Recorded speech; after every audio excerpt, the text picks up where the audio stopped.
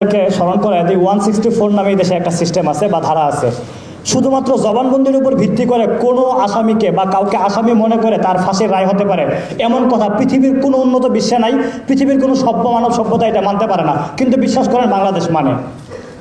আমি একটা গুরুত্বপূর্ণ জায়গা আপনাদেরকে স্মরণ করে দিই, হয়তো অনেকের কাছে কথাটা খারাপও লাগতে পারে। মুফতি আব্দুল হান্নান নামে একজন আলেমকে আপনারা চিনেন? তার ফাঁসি হয়েছে, আপনারা জানেন। তাকে যেই মামলায় দণ্ডিত করা হয়েছিল বা ফাঁসির রায়ে আসামি করা হয়েছিল, তার যে জবানবন্দি তার কাছ থেকে নেওয়া হয়েছিল সেটা ছিল 164। শাহরিয়ার কবির তার জবানবন্দি নিয়েছিল, জানেন আপনারা? আচ্ছা, মুফতি আব্দুল হান্নান সাহেব স্বীকারোক্তি দিয়েছেন, তারপর তার ফাঁসির রায় হয়েছে, সব মেনে নিলাম। যেহেতু আদালত দিছে, প্রশাসন এবং আদালত বিচার ব্যবস্থার প্রতি আমরা শ্রদ্ধাশীল, আইনকে আমরা অবশ্যই শ্রদ্ধা করি, আইনের হাত অনেক লম্বা, আমরা বিশ্বাস করি আইন আদালত ইনসাফ করে, সেটাও মানি।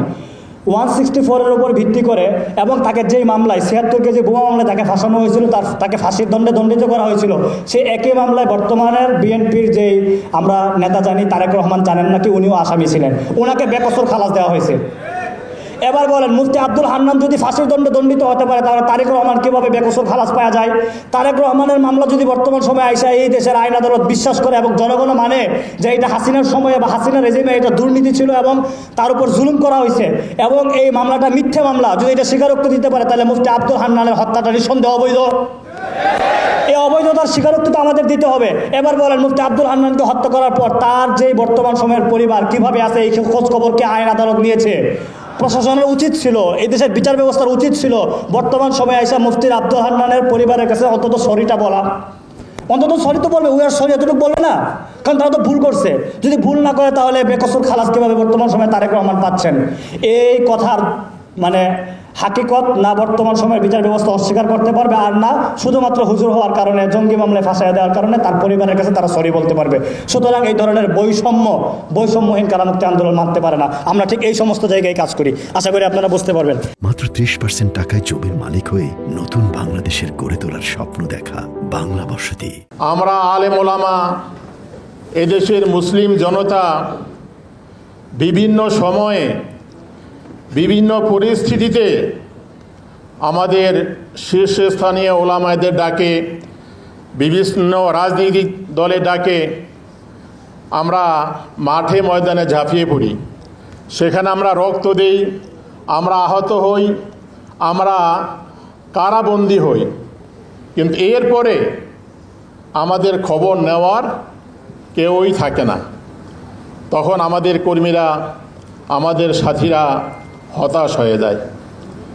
আপনারা জানেন, এই স্বৈরাচার সরকার 2001 সালে যখন হাইকোর্ট থেকে ফতোয়া নিষিদ্ধ করা হয়েছিল, তখন সেই ফতোয়া নিষিদ্ধের বিরুদ্ধে এই দেশের লক্ষ লক্ষ ওলামায়ে কেরাম, ছাত্র জনতা, তৌহিদি জনতা মাঠে ঝাঁপিয়ে পড়ে এবং সারা বাংলাদেশে তীব্র আন্দোলন হয়। 2001 সালের 2রা ফেব্রুয়ারি ঐতিহাসিক পল্টন ময়দানে জাতীয় মহাসমাবেশের মাধ্যমে সেখানে সেই ফতোয়ার রায় বাতিল করার জন্য সরকারের প্রতি আহ্বান জানানো হয়। পরের দিন বৃহত্তর ঢাকাতে হরতাল ঘোষণা করা হয়। 3 তারিখে হরতাল হলো এবং নূর মসজিদে একজন পুলিশ মারা গেল। ওই দিন রাত্রে থেকেই এদেশের আলেম ওলামাদেরকে গ্রেপ্তার করা শুরু করলো। এদেশের সর্বজন শ্রদ্ধেয় ব্যক্তিত্ব শাইখুল হাদিস আল্লামা আজিজুল হক রহমতুল্লাহ আলাই, হজরত মওলানা মুফতি ফজলুল হক আমিনী রহমতুল্লাহ আলাই, সরমনার পীর সৈয়দ ফজলুল করিম রহমতুল্লাহ আলাই, আব্দুল লতিফ নিজামী রহমতুল্লাহ আলাই সহ এদেশের হাজার হাজার ওলামাদেরকে গ্রেপ্তার এবং বন্দি করা হলো। সেই দিন আমিও গ্রেপ্তার হয়েছিলাম। ঢাকা কেন্দ্রীয় কারাগারে আমাদেরকে 1 সপ্তাহ রাখার পরে আমাকে বা মুফতি ফজলুল হক আমিনীকে নিয়ে গেল রংপুর কেন্দ্রীয় কারাগারে। সেখানে নিয়ে আমাদেরকে ফাঁসির কন্ডম সেলে রাখা হলো এবং আমাদেরকে মানসিকভাবে যে নির্যাতন করা হয়েছিল, পরবর্তী সময় পল্টন মহাসমাবেশে মুফতি আমিন সাহেবের সিরকুর পরে শোনানো হয়েছিল। আমাদেরকে মামলা দেওয়া হয়েছিল জননিরাপত্তা আইনে মামলা। 4 মাসের ভিতর আমাদের জামিন হয় নাই এবং হাইকোর্ট থেকে আমাদের জামিন নিতে হয়েছে। তখন দেখেছি যে আলেমদের উপরে কি নির্যাতন করা হয়েছিল। 1 সপ্তাহ পরে যখন ঢাকা কারাগার থেকে রাত্র 3টার সময় আমাদেরকে ঢাকার বাহিরে বিভিন্ন জেলে নিয়ে যাবে, আমাদেরকে ঘুমন্ত অবস্থায় ঘুমের থেকে জাগিয়ে আমাদেরকে কেন্দ্রীয় কারাগারের গেটে আনা হলো, ঢাকা কেন্দ্রীয় কারাগার গেটে আনা হলো। আমরা সেখানে অবস্থানরত এমন সময় শাইখুল হাদিস আল্লামা আজিজুল হক রহমতুল্লাহ আলাইহি, তিনি অসুস্থ, হাঁটতে পারেন না। সেই স্মৃতিটা আমার চোখে এখনও বাড়ছে। 2-3 জন পুলিশ তাকে ধরে আস্তে আস্তে নিয়ে আসছে।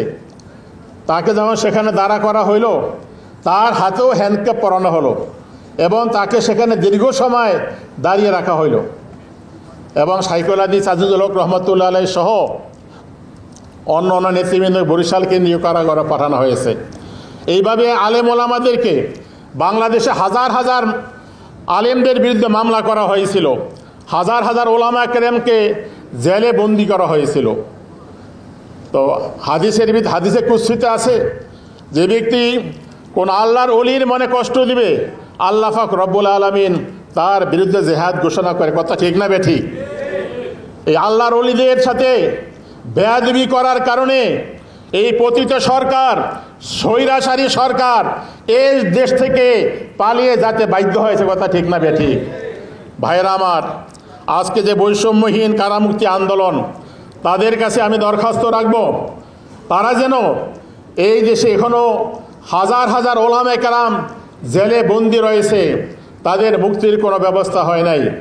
আমরা যখন অন্তর্বর্তী সরকারের প্রধান ডক্টর ইউনূসের সাথে সাক্ষাৎ করেছিলাম, তখন তাকে আমরা আলটিমেটাম দিয়েছিলাম যে 2013 সালে এবং বৈষম্যহীন আন্দোলনে যে সমস্ত ওলামায়ে কেরাম এখনও জেলে বন্দি রয়েছে, তাদেরকে অতি সত্বর মুক্তি দিতে হবে।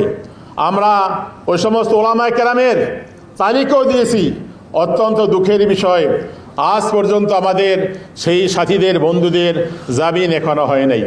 কাজে আমি আশা করি এই বৈষম্যহীন কারামুক্তি আন্দোলনের নেতৃবৃন্দ তাদের সাথে যোগাযোগ করে তাদের কারামুক্তির ব্যবস্থা করবেন এবং তাদের পরিবারের খোঁজখবর রাখবেন। আল্লাহ আমাদের সকলকে এই বৈষম্যহীন কারামুক্তি আন্দোলনের সাথে সর্বোত্তম সহযোগিতা করার তৌফিক দান করেন। আমিন।